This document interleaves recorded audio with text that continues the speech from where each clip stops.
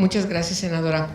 Quiero agradecerte tu gentil invitación y, por supuesto, ustedes saben muy bien que la senadora Lucero Saldaña hace 10 años era también senadora y desde la Cámara de Diputados, nosotras, entonces Diva Damira Gastelum y yo, junto con otras compañeras, otras colegas, tuvimos un trabajo en conferencia, ambas cámaras.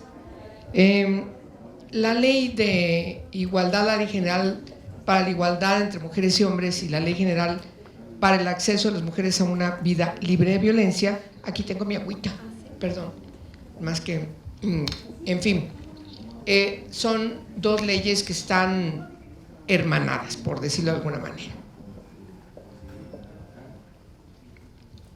Hermanadas no solamente por el proceso conjunto que se dio prácticamente al mismo tiempo.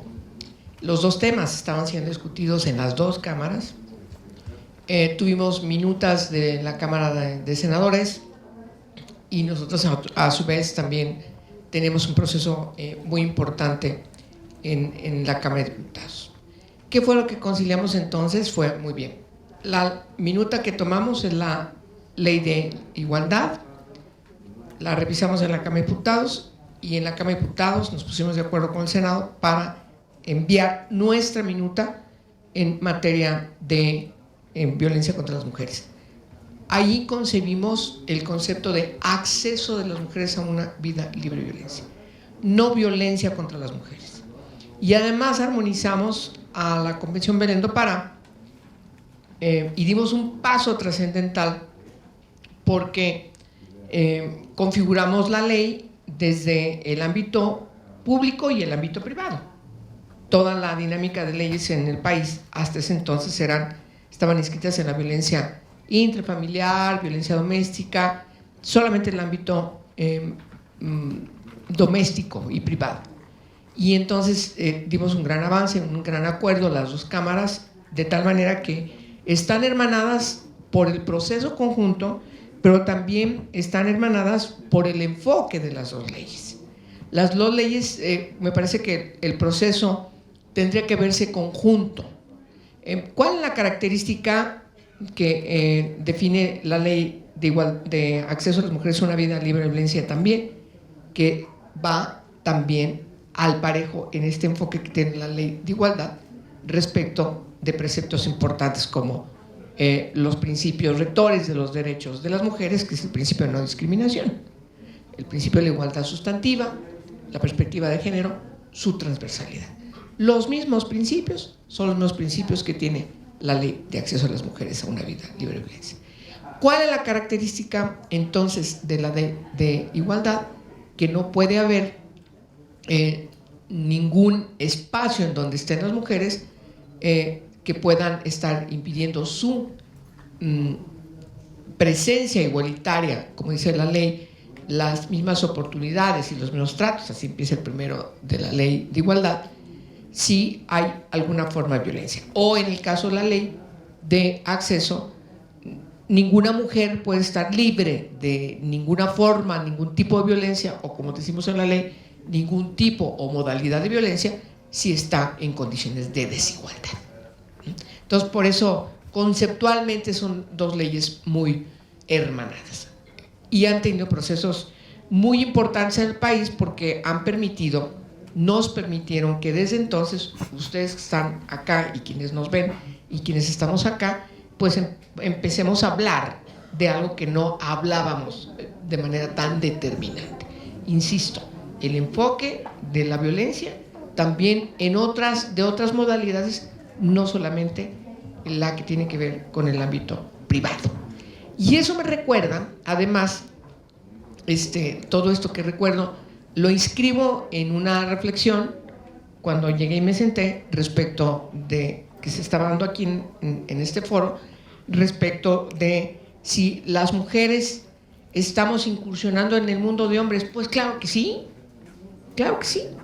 por supuesto que sí.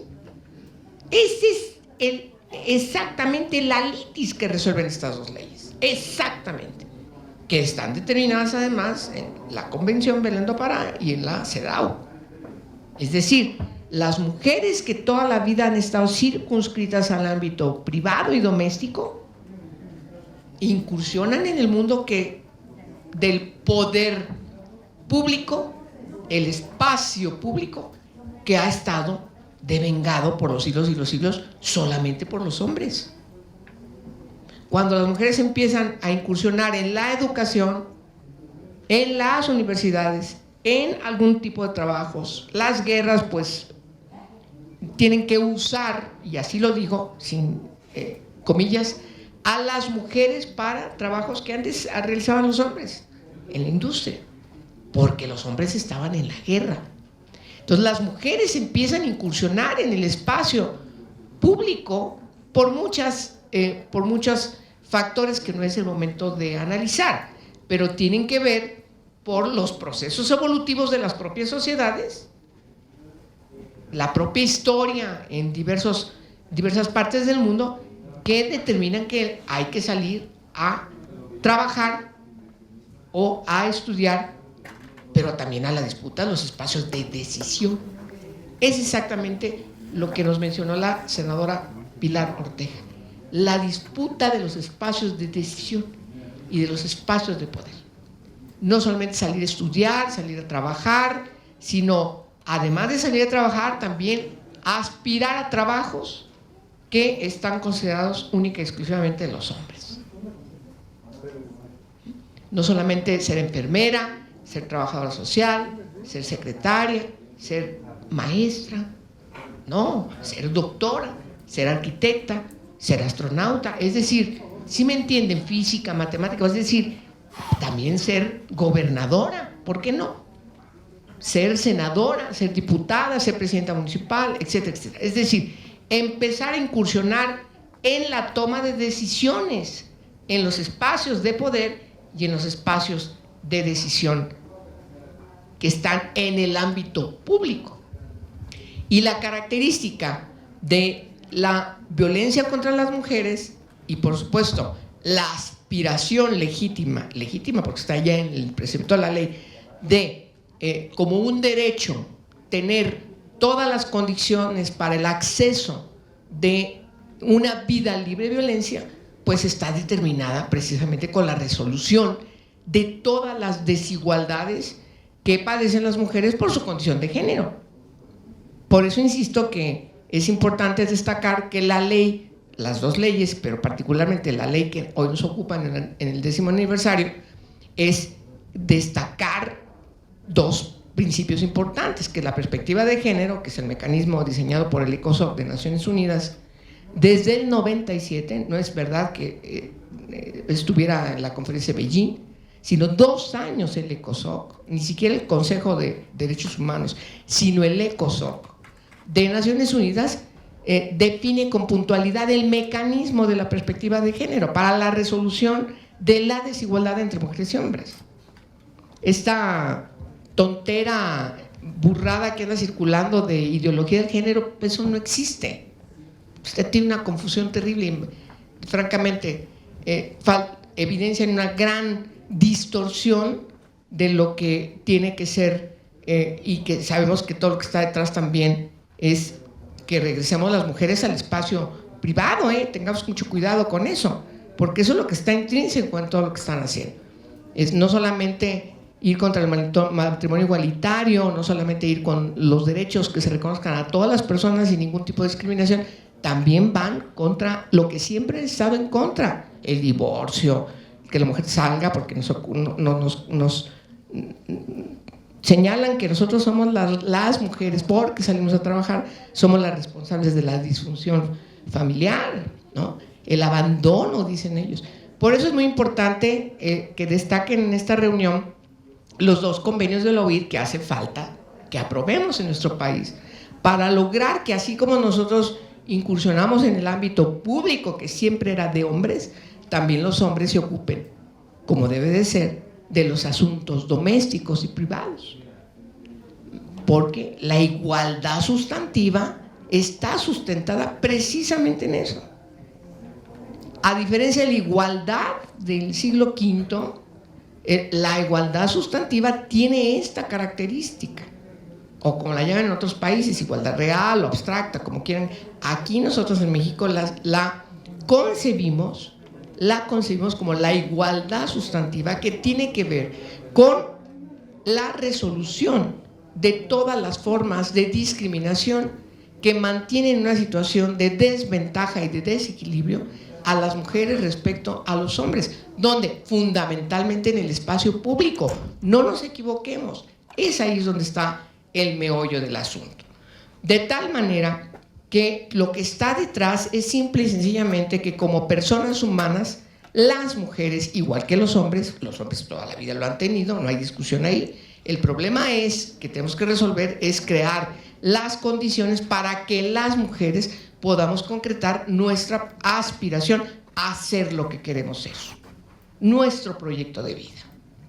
Eso está intrínseco en estas dos leyes, de tal manera que hoy, a los 10 años de que estemos conmemorando que está en el marco jurídico de nuestro país la ley para la igualdad entre mujeres y hombres, tenemos sí entrar a la otra etapa de ver qué es lo que nos hace falta para seguir trabajando en que esta ley pueda ser totalmente aplicable. Hay dos cuestiones, y ya con eso termino, que siempre hemos señalado, que no pudimos dejar desde que revisamos la minuta del Senado. Lo discutimos mucho, ustedes se meten a diario de debates de hace 10 años en la Cámara de Diputados, y nosotros decíamos y hablábamos con nuestras compañeras, qué bueno la ley, pero necesitamos poner cuotas, decíamos, y ahí no pudimos. Hemos tenido que entrar a otro espacio. Entonces, la ley de igualdad es emblemática porque mete a todo el país en una discusión que no se quería abordar, que sigue enfrentando todavía 10 años muchas reacciones, muchas. Y la otra cuestión tiene que ver con que, aunque es una ley general, sigue siendo una ley marco. Y necesitamos incidir en el funcionamiento efectivo del Sistema Nacional para la Igualdad entre Mujeres y Hombres, no solamente en el Proigualdad, sino un sistema, como dice la ley, que articule a la federación, a los ámbitos locales y a los ámbitos municipales, con la coadyuvancia de las organizaciones de la sociedad civil, de la academia, para que podamos dar pasos realmente trascendentales y efectivos a garantizar la igualdad sustantiva. Ese es el terreno que nos hace falta, al que nos hace falta llegar. Y evidentemente, eso quiere decir que requerimos que haya voluntad política de quienes tienen que tomar estas decisiones para no solamente convocar, poner en funcionamiento el Sistema Nacional, sino sobre todo acordar y perseguir la aplicación de esos acuerdos que garanticen la perspectiva de género de manera transversal. ¿Qué quiere decir? Todas las instituciones, así. Federación, entidades, municipios, esa es la transversalidad. El mismo enfoque, perspectiva de género, pero así. Y eso es lo que nos hace falta para que nuestra ley, la suya, de todas las mujeres y también de los hombres, esta ley para la igualdad entre mujeres y hombres, pueda realmente impactar y cambiar nuestra sociedad a ser una sociedad más equilibrada. Los hombres también se van a beneficiar de que haya igualdad sustantiva, porque tendremos relaciones más equivalentes, más plenas entre mujeres y hombres. Pero bueno, y ese es otro tema. Muchas gracias por su atención. Muchas gracias, Angélica.